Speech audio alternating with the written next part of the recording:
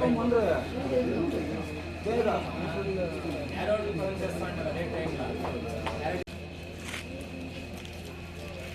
Photo इधर ಆಗ್ತಿದಾ original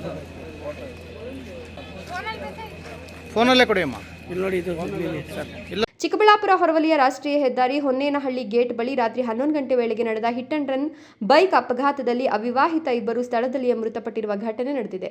ಶೇಟ್ ದಿಣ್ಣೆ ದಾಸ್ತಾನು ಮತ್ತು ಪಾರ್ಸೆಲ್ ಕೈಗಾರಿಕೆಯಲ್ಲಿ 2ನೇ ಪಾಳಿ ಕೆಲಸ ಮುಗಿಸಿ ಬರ್ತಿದ್ದ ಬೋದಗಾನಹಳ್ಳಿಯ 22 ವರ್ಷದ ವರುಣ್ ಹಾಗೂ ಕುಣಿಗಲ್ ಮೂಲದ 21 ವರ್ಷದ ಜೀವನ್ ಎಂಬ ಇಬ್ಬರು ಯುವಕರು ಬೈಕ್ನಲ್ಲಿ ಬರುವಾಗ ಯಾವ ವಾಹನ ಡಿಕ್ಕಿ ಹೊಡಿತೋ ಇಲ್ವೋ ಗೊತ್ತಿಲ್ಲ.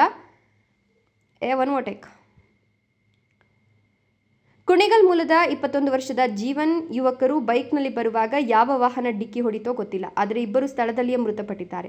ಮಾಹಿತಿ ತಿಳಿದ ಕೂಡಲೇ ಸ್ಥಳಕ್ಕೆ ಎಸ್ಪಿ ಕುಶಾಲ್ ಚೌಕ್ಸೆ ಹಾಗೂ ಟ್ರಾಫಿಕ್ ಪೊಲೀಸರು ತೆರಳಿ ಪರಿಶೀಲನೆ ನಡೆಸಿ ಮರಣೋತ್ತರ ಪರೀಕ್ಷೆಗೆ ಜಿಲ್ಲಾಸ್ಪತ್ರೆಗೆ ರವಾನಿಸಲಾಗಿದೆ. ರಾಷ್ಟ್ರೀಯ ಹೆದ್ದಾರಿ 44ರಲ್ಲಿ ಸಂಚಾರ ದಟ್ಟಣೆ ಹೆಚ್ಚಾಗಿದೆ. ಆದರೆ ರಸ್ತೆ ಕಿರಿದಾಗಿದೆ. ಬದಲಾಗಿ ಯಾವ ಊರ್ ಗೇಟ್ಗಳಲ್ಲಿಯೂ ಫ್ಲೈಓವರ್ ಸರ್ವಿಸ್ ರಸ್ತೆ ಇಲ್ಲ. ಎಲ್ಲಿಯೂ ಸಿಗ್ನಲ್ಗಳು ಇಲ್ಲ. ವೇಗಮಿತಿ ನಾಮಫಲಕಗಳು ಇಲ್ಲ. ಹಾಗಾಗಿ ರಸ್ತೆಯಲ್ಲಿ ಹೇಳತೀರದಷ್ಟು ಅಪಘಾತಗಳು ನಡೀತವೆ. ಅಂತಹ ಅಪಘಾತಗಳಲ್ಲಿ ಅಮಾಯಕರು ಬಲಿಯಾಗ್ತಾರೆ ಅಂತ ಬೋದಗಾನಹಳ್ಳಿ ವಕೀಲ ನವೀನ್ ಅಭಿಪ್ರಾಯಪಟ್ಟಿದ್ದಾರೆ.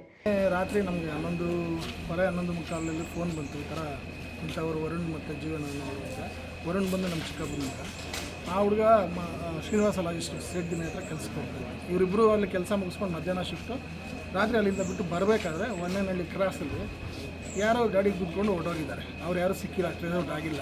ಬೆಳಗ್ಗೆ ಕೂಡ ಪೊಲೀಸ್ನವ್ರ ಜೊತೆ ಹೋಗಿ ಅಲ್ಲಿ ಕೆಲವು ಕ್ಯಾಮ್ರಾಗಳಿದ್ದು ಅದರಲ್ಲಿ ನೋಡಿದ್ವಿ, ಅದರಲ್ಲಿ ಇಲ್ಲ. ಕೆಲವೆಲ್ಲೂ ಆಫ್ ಆಗಿದ್ದಾವೆ, ವರ್ಕ್ ಮಾಡ್ತಾ ಇಲ್ಲ ಅಂತ ಹೇಳಿದ್ದಾರೆ. ಈಗ ಇಬ್ಬರು ಡೆತ್ ಆಗಿದ್ದಾರೆ. ಒಬ್ಬರಿಗೆ 19 ವರ್ಷ, ಇನ್ನೊಬ್ಬರಿಗೆ 21 ವರ್ಷ. ಯಾರಿಗೂ ಮದುವೆ ಇಲ್ಲ, ಇಬ್ಬರಿಗೂ ಮದುವೆ ಆಗಿಲ್ಲ. ಎಷ್ಟು ದಿವಸದಿಂದ ಕೆಲಸಕ್ಕೆ ಹೋಗಿ?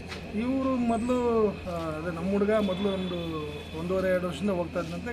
ಗ್ಯಾಪ್ ಒಂದು 15 ದಿನ ಬಿಟ್ಟು ಮತ್ತೆ ತಿರುಗಿ 6 ದಿನದಿಂದ ಕಂಟಿನ್ಯೂಸೇ ಹೋಗ್ತಾ ಇದ್ದಾರೆ. ಆ ಹುಡುಗನೂ ಒಂದು 6 ತಿಂಗಳಿಂದ ಅವರು 1 ವರ್ಷದಿಂದ ಹೋಗ್ತಾ ಇರ್ಬೋದು. ಅವರು ನೇಟಿವ್ ಬಂದು ಕುಣಿಗಲ್ ಅಂತೆ, ಅಲ್ಲಿ ಯಾವುದು ಹಳ್ಳಿ.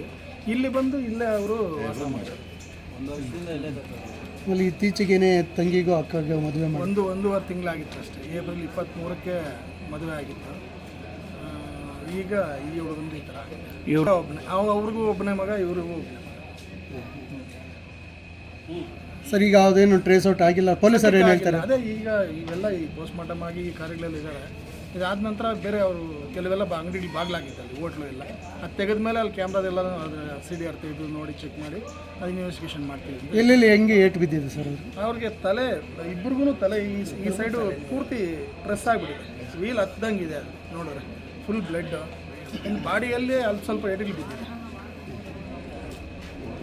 ಹೆಲ್ಮೆಟ್ ಏನು ಹಾಕಿ? ಹೆಲ್ಮೆಟ್ ಹಾಕ್ತಾಯಿದ್ರು ಅವರು, ಹೆಲ್ಮೆಟ್ ಹಾಕ್ತಾಯಿದ್ರು. ಅಲ್ಲಿ ಬಿದ್ದು ಎಲ್ಲೋಗಿದೆ ಗೊತ್ತಿಲ್ಲ, ಅದು ಆಗ್ತಾ ಇದ್ದಾರೆ. ಅದು ರಿಫ್ಲೆಕ್ಟ್ರ್ ಹಾಕ್ಕೊಂಡಿದೆ ನಮ್ಮ ಹುಡುಗ ವರುಣ್, ರಿಫ್ಲೆಕ್ಟ್ರ್ ಹಾಕ್ಕೊಂಡಿದ್ದಾರೆ.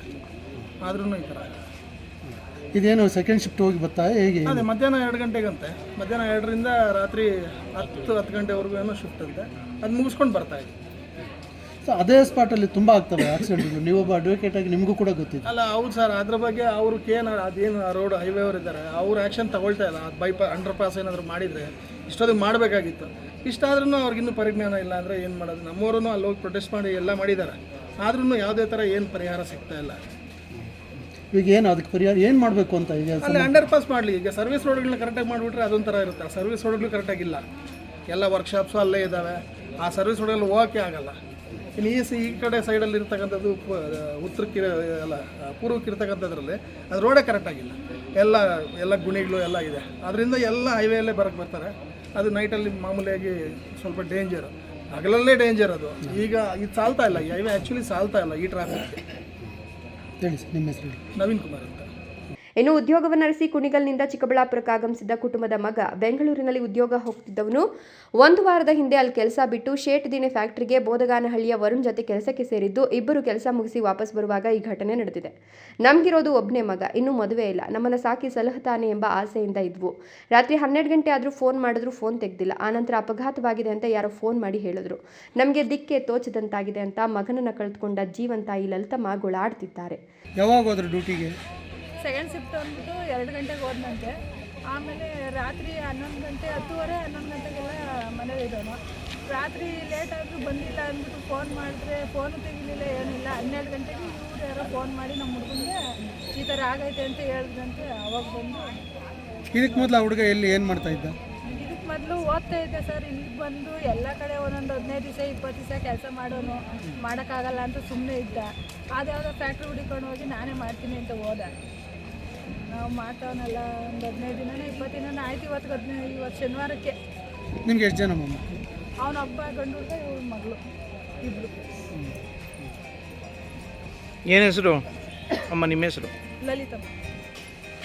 ಇನ್ನು ಇಬ್ಬರು ಯುವಕರ ಸಾವಿನ ಸುದ್ದಿ ತಿಳಿದ ತಕ್ಷಣ ಜೊತೆಯಲ್ಲಿ ಕೆಲಸ ಮಾಡ್ತಿದ್ದ ಸಹೋದ್ಯೋಗಿಗಳು, ಫ್ಯಾಕ್ಟರಿ ಮೇಲ್ವಿಚಾರಕರು ಆಸ್ಪತ್ರೆ ಬಳಿ ಬಂದು ಅವರ ಕುಟುಂಬದವರನ್ನ ಸಮಾಧಾನಪಡಿಸ್ತಿದ್ರು.